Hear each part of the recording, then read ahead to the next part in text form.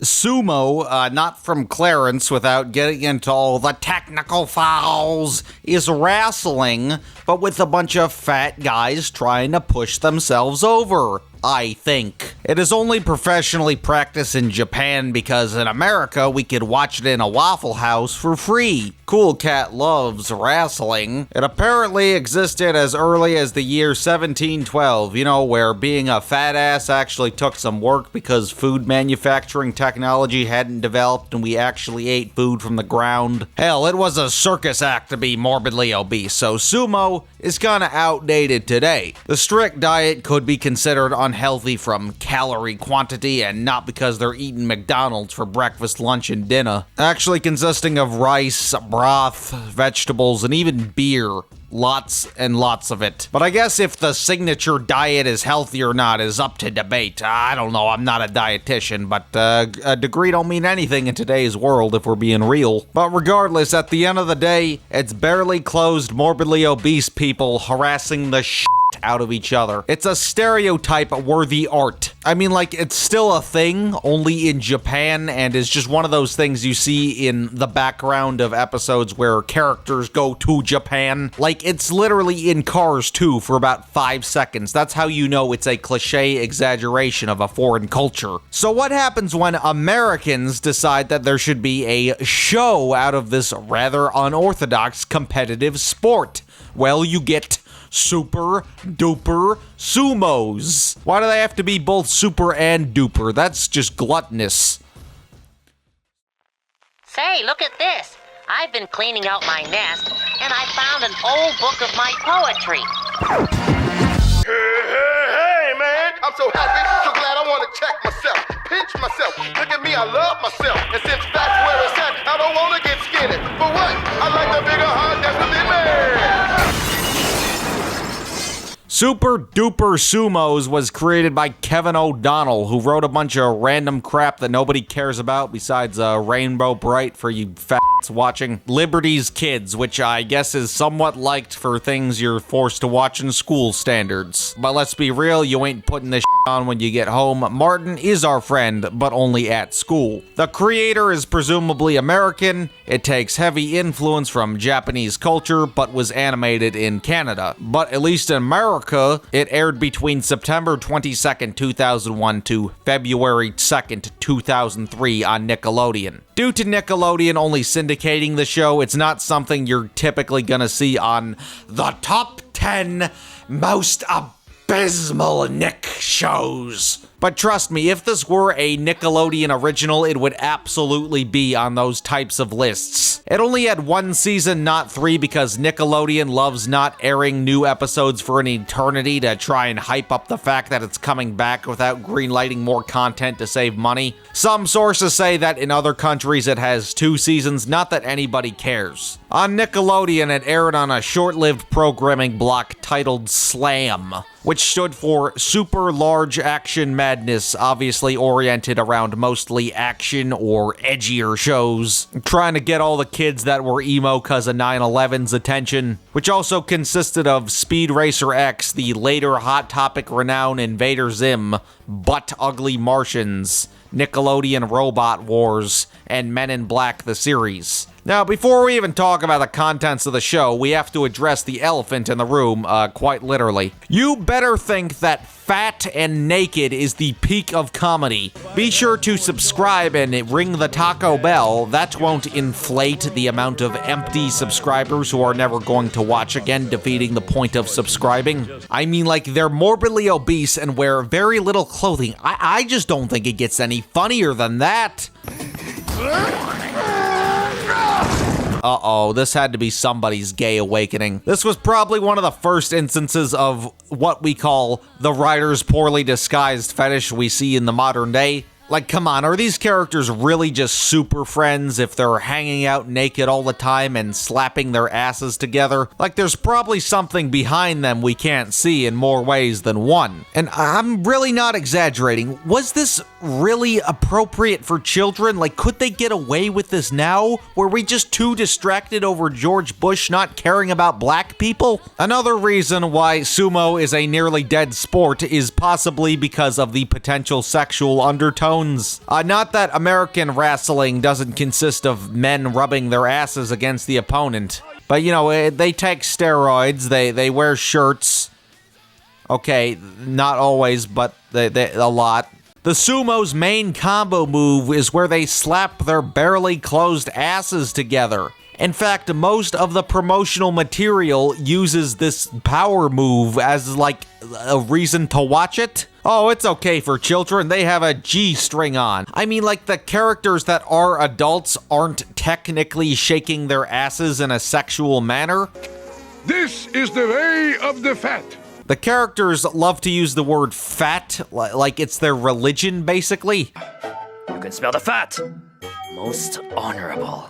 It's just kind of copying the Force from Star Wars, but with fat. Your butt is trivial, paltry, dishonorable. Excuse me, Chemo. My butt has something he wants to say to you. In terms of talking about their giant assholes, they give the Charmin bears a run for their money. I'll pick it up. They're clean. Cuz my honey's clean.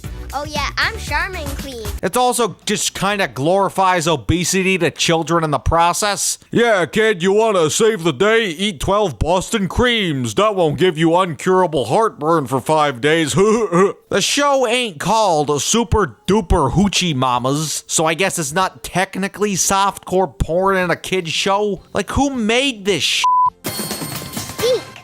Deke Entertainment?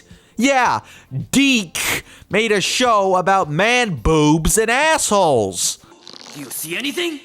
Yeah, Booma's butt. And it's not pretty. It's very insistent on hyper-stimulating kids through giggling over nudity, and that is its greatest issue because that is 90% of the entire show without exaggeration. Now, like any kid during the prime of No Child Left Behind, I love me some Captain Underpants. And as I've said before, it is the peak of toilet humor because it actually had a point. It doesn't star a naked superhero for no reason. The titular hero is a hypnotized principal of a crooked Ohioan elementary school. The point of the series is to encourage children to question authority, given that many of the conflicts are a result of unfair treatment in public school. Highly exaggerative and lowbrow, but shockingly full of substance. Sumos is like another one of the most abysmal 2000s cartoons. The Nut Shack, which I've already discussed in extensive detail, but where the Nut Shack makes tons of dick jokes for no reason,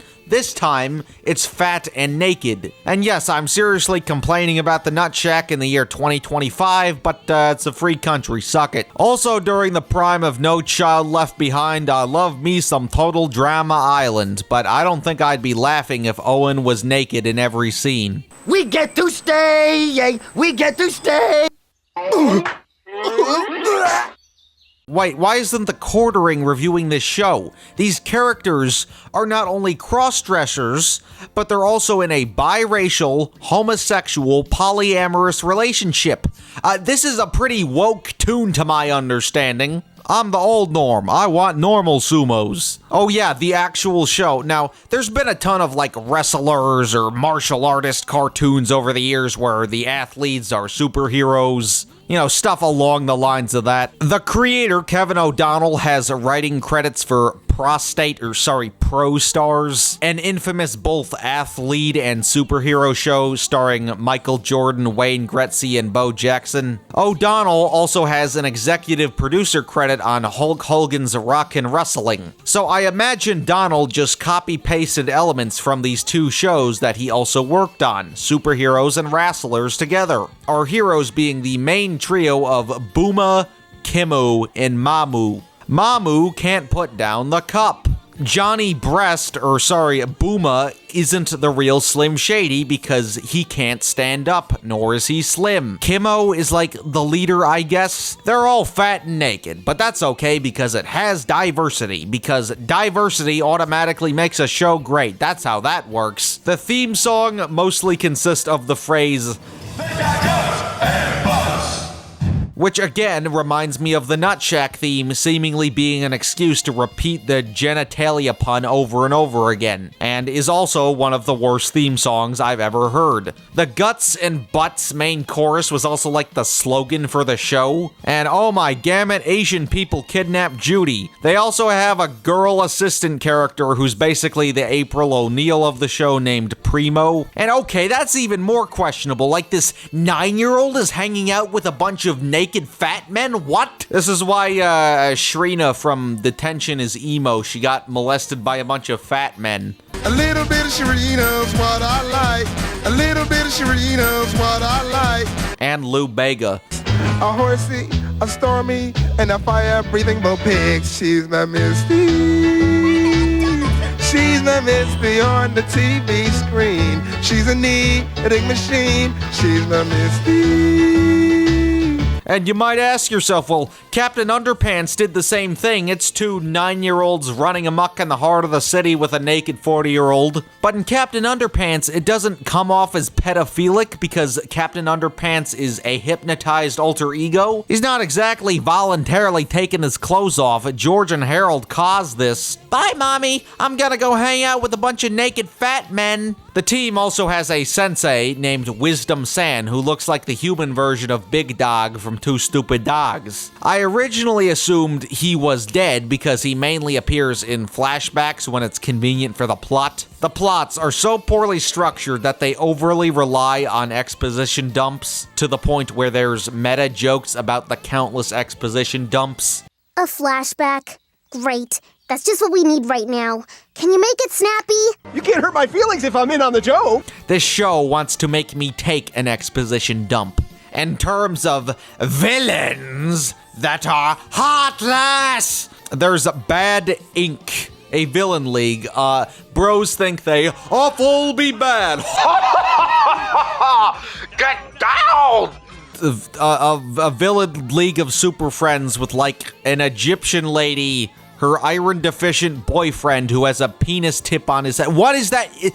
Is that you can't tell me that isn't a dick. His name is Nick Cave, not Dick Cave. Oh, also the Sumos, but evil, because that's original. Then there's like this Count Chocula cinematic universe reject. And for a series overly relying on humor for a very young demographic, it's not like super ape shit, just out of a lack of creativity. Like you look at something like Breadwinners, which was very mean to Whitey with a lot of booty-shaking jokes, but at least it's consistent with its super ADHD nature. That's part of why I found it so insulting even at 9 years old. But this, I imagine, even failed at getting children's attention in spite of the over-reliance on nudity humor. Yeah, there's some dude's ass on screen at all time, but there's no fun to be had at anything. You know, it's not flashy, they're not singing, they're not screaming, there's no random stock images, you know, all the typical ADHD shit for bad cartoons. For something clearly also trying to be a superhero show, it hardly has enough elements. Like, I know sumo isn't the most energetic wrestling method, but it's a cartoon overly relying on toilet humor. Take a creative liberty for ass-slapping adventures. It also has transformation sequences, which were common in anime back in the day, where all the characters get prepared through a montage where they float around and is reused in each episode. Sailor Moon might be the most known utilizer of this animation saving tactic in Asia.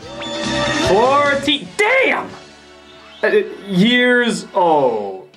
Some say that's statutory, but I say it's mandatory. It does that, but it's not getting you hyped for the big brawl at all. And I guess having everybody's man boobs vibrate wasn't in the budget. Like, say what you want about Teen Titans Go, but at least as a superhero comedy, it is consistently energetic, matching its comedic intention, even if it's not funny. Like, if Teen Titans Go was actually as bad 2016 cartoon reviewers were making it out to be, it would be this show. Hell, Teen Titans Go isn't worse than the 2016 Powerpuff Girls, and speaking of the Powerpuff Girls, the best way to describe sumos is that it's PPG, but It's not really a ripoff per se, but pretty much everything in this show was done better in PPG. Similar to how people call Johnny Test a Dexter's Lab ripoff. You know, it really isn't beyond the conceptual similarities of siblings in a lab going haywire, but at the end of the day, there's no reason to watch it over Dexter's Lab. Sumos was also on roughly around the same time as the PPG run from 1998 to 2005. Hell, if you really wanted a Japanese-inspired action show, the 2003 TMNT series was also out roughly at the same time, which I know is a lot of people's favorite interpretation. Similar to Powerpuff, there's a main trio of atypical superhero archetypes who fight an absurd lineup of villains of the week. The name of the setting is also a meta joke. Instead of Townsville, it's Generic City.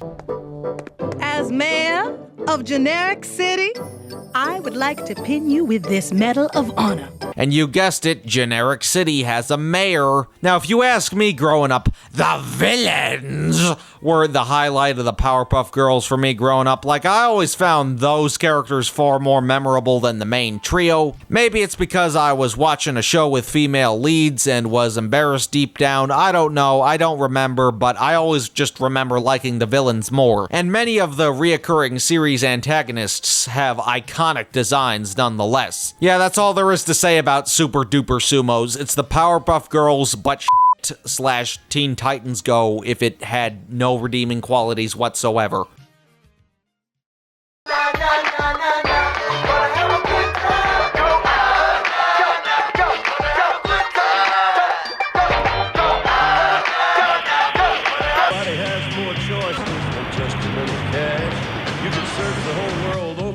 And no matter who you ask, they'd say Taco Bell has more choices for just a little cash.